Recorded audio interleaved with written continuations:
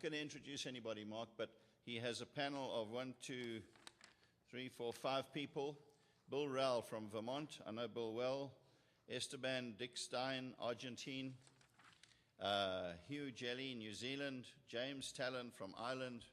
Mark Larson from Wisconsin.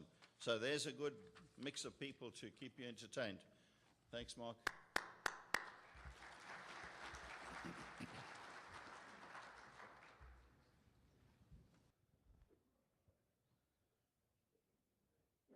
Good afternoon, everybody. Many of you have been to Alltech symposia, you've been to other Alltech events, and one of the things that we've started to feature in the last few years are discussion panels, and we think this is one of the best ways to really tease out some of the major issues that are going on in the industry. So we've got an excellent panel today. We've got 5 different ideas, 5 different visions, and we've got these representatives from many different places, and we're going to be exploring a little bit some of the themes that you've heard throughout the last couple of days, and also other topics that may not have come up yet. So I'm just going to start with Esteban, if you could give us a brief introduction and a little bit of your background. Hi, first of all, I want to appreciate and say thank you to invite me to be here. My name is Esteban Dickstein. I'm the manager of a dairy farm with 700 milking cows. I'm James Talon. I'm Irish. I run a family farm. I have a son working at home with me on the farm. We milk 400 cows. I am Bill Rowell from Vermont. My brother and I milk nearly 1,000 cows. I'm chairman of National Dairy Producers Organization, and our farm is, well, let me say we try to make it more environmentally friendly each step as we go along. It's quite a challenge. Yeah, hi, I've been practicing my 30-second elevator speech after yesterday. I'm Hugh Jellie, a dairy veterinarian from New Zealand. I have a different sort of veterinary business. I work on the health of the dairy business and the premise that everything that happens on a dairy farm impacts the health and welfare of the cow. And a healthy cow is a profitable cow. My clients are multi-herd owners, and I structure a bundle of services around their business to try and help them improve it. I'm also passionate about the industry and whether it's going in the right direction, and I've put a lot of my own time and investment of money into looking at alternative strategies, and maybe we'll get a chance of talking about some of those today. And thanks for inviting me. Well, some of the challenges probably from our area in Australasia is one of our biggest challenges is pasture and trying to turn pasture into productivity. Whilst it's possibly something that got us onto the world stage, it's something that we're having to struggle with and deal with in terms of improving productivity and output. The other really big issue is probably people and implementation, and that's come up a few times through the course of the last couple of days. A lot of the things about technologies and using some of the sciences, etc., that we're trying to get hold of and delivering better outputs around ensuring that we're meeting our compliance requirements, etc., is how we develop and maintain and our people in our dairies. So that's probably another thing we really need to think about. I think that's a really good point, and I sit a little bit outside producers, but you often hear amongst farming groups, and I go to a lot of discussions, is that the government's got to do this or the government's got to do that. The government won't do anything that doesn't get it votes. And one of the problems we've got internationally as dairy producers is that we don't have a big representation in the voting lobbies. We've got a big representation in the income lobbies, but not much voting power. So we have to think a lot smarter about how we can exert political influence or influence at political levels. And we have to be the leaders. The government won't do what we want them to do unless it's worth their while. So part of that is giving them clearly the message that you're contributing to their economies in a great big way, and if they piss you off, it's going to be at their peril. So you've got to stand up and tell them a whole lot of things like the exciting stuff that Bill's talking about with his digestion, and what we talked about over the last few days about how good dairying is and how good it's contributing, how you look after your animals and the environment, because a lot of people are trying to shoot you down, and you're going to have to stand up. You know, it's probably 10 or 20 to 1. You've got to stand up and counter all of that. Can you tell us what the market is? Well, the market is where you sell the milk at the price, the world price. Yeah, so my argument is that the market's not, we don't actually know who our market is. Our market is the processors who take all our milk. And we've got a very weak link with our consumers or our users of our milk products. And part of the problem with all of this is that the guys who determine where our milks go and how much they take from us and what we get paid for it are actually not the consumers but the processors. And we need to perhaps think about how we can get much more closely aligned with the people who actually use our products and what they actually want and how they're going to use it more directly than going through a third party. If we're going to be better at what we do, we want to get paid more for it. And at the moment, we don't seem to get that advantage. So in that sense, I'm amazed we talked for this long about an extra amount of milk and nobody mentioned China.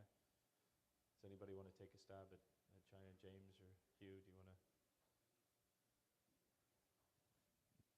Yeah, the elephant in the room, I guess. China is going to have an increasing demand for milk, and the expectation is that they're never going to be able to satisfy the demand domestically.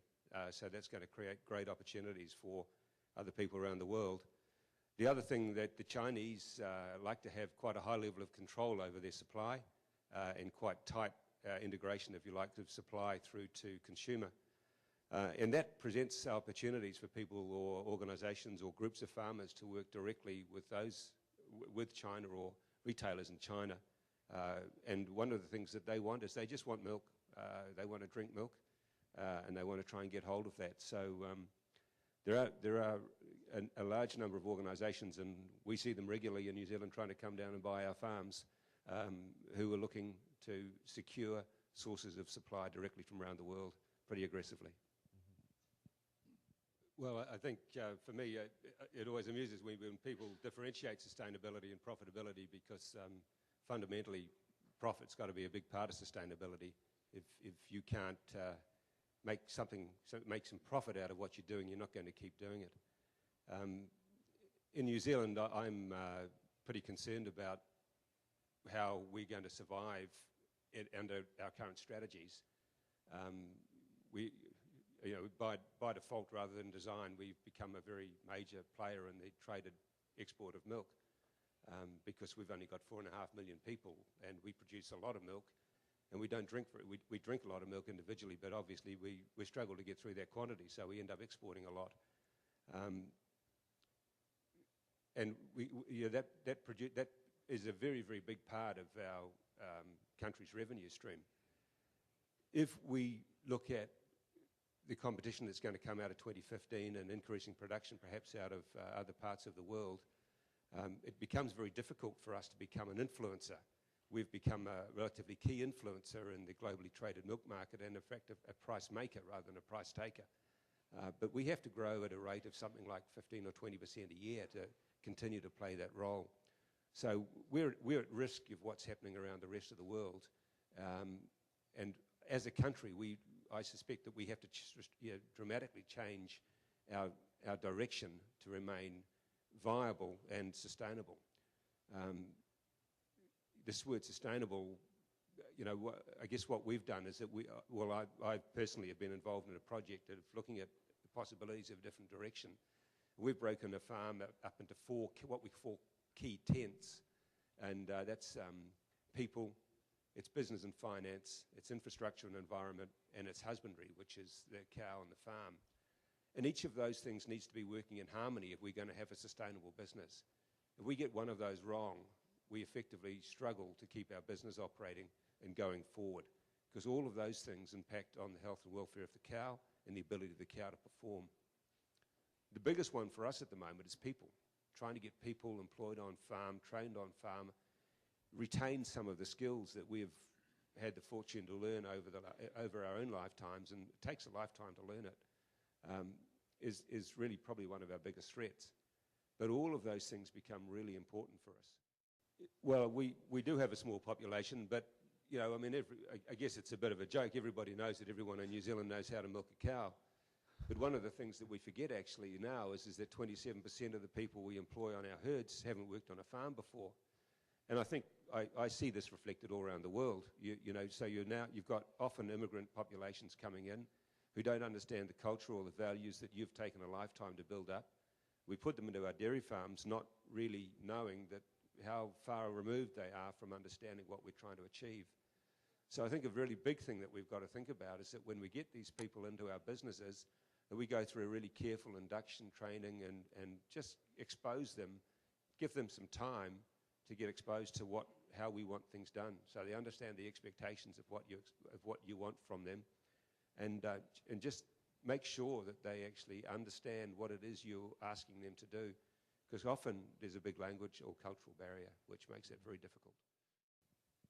Just, Jim was making a point before about his Polish immigrants. I think he's being a bit modest and missed a big point there, is that apparently you found in a very short period of time you were getting really good results out of these guys.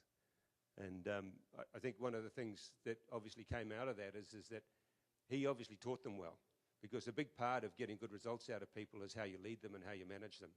And that's something we tend to forget as dairy farmers, because we're farmers, we're not managers of people. It's not something that we rate as important. But as we get bigger and bigger, actually getting results out of other people is a bigger and bigger part of our job. And I say to a lot of my farmers who are generally multi-owners, who have multi-farms, you better start bloody running, because if you're going to milk 20,000 cows, you better start early and finish late. Because if you can't start managing people and get results out of other people, you're not going to keep people in the business. And so it's something we probably need to think about in terms of training and development of ourselves. And leadership is another really important thing. A couple of key messages that have come through for me, and I really try and preach myself, is that you look at the cow, because she's the one that produces you your revenue, and get the basics right. A couple of pretty good presentations in the last couple of days around calf rearing and in the cow shed. Don't assume these things are happening or happening right. Get out there and have a look. Make sure those calves are getting colostrum in the first 4 hours. Make sure that things are happening correctly in the shed, because the cost of not doing those is really taking your profit margins away. Large herds wastage is one of our biggest cost eroders, and you just got to keep on top of that all the time.